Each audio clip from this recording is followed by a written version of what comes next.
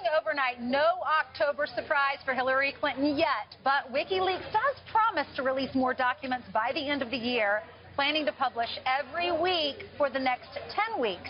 So what does the Clinton campaign think of all of this? Let's bring in Christina Shockey. She's the Deputy Communications Manager with the Clinton Kaine campaign. Thank you for being on with us again, Christina. It's good to see you. Here we are at another debate. Yes, you were with us for the last one. What do you think about that? Because we've been talking about Julian Assange. We thought this was going to be some big announcement. He does promise that there will be a big announcement down the road. Are you worried? You know, what we're worried about is the hacking. Is that it's really deeply concerning to us that the DNC was hacked, other entities have been hacked, and we understand from cybersecurity experts and national security experts that this is being perpetrated by Russia. And we think this is a really troubling development in an American election, and we've had Republicans speak out about that too.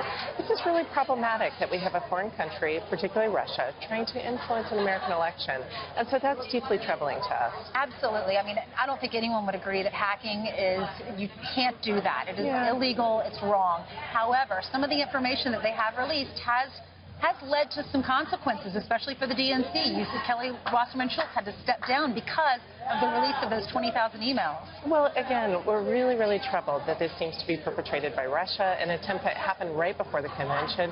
It seems to be meant to influence the election, and that's a really, really troubling occurrence. That's never happened before in an American election.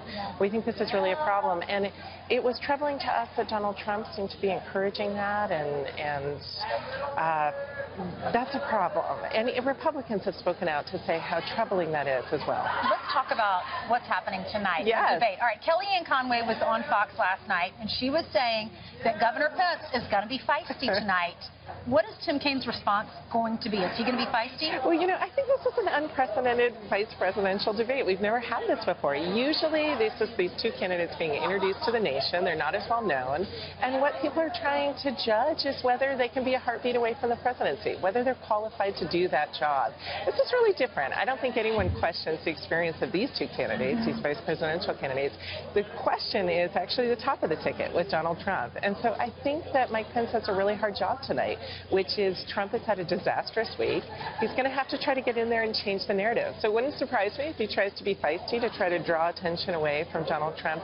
This week, having problems with not coming prepared to his debate, really becoming unhinged during the debate, and then on Fox and Friends, actually, insulting a former Miss Universe. And then it's just really having a troubling week when we found out. Well, they've gotten personal. They both gotten personal. You know, one saying, bringing up Hillary Clinton's past and what she said about women, then the other's bringing up what Donald Trump said about women back in the 80s and the 90s.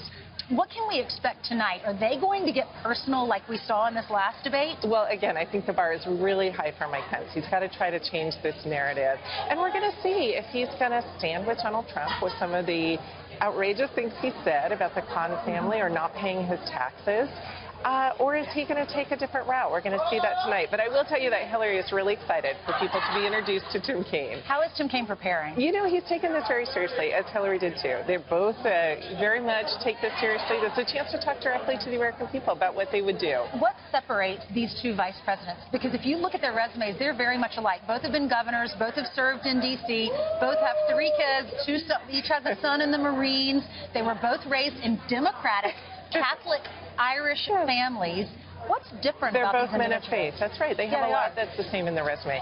I'll tell you what Hillary was really drawn to with Tim Kaine is he's a person throughout his career in public service has really brought people together to deliver results.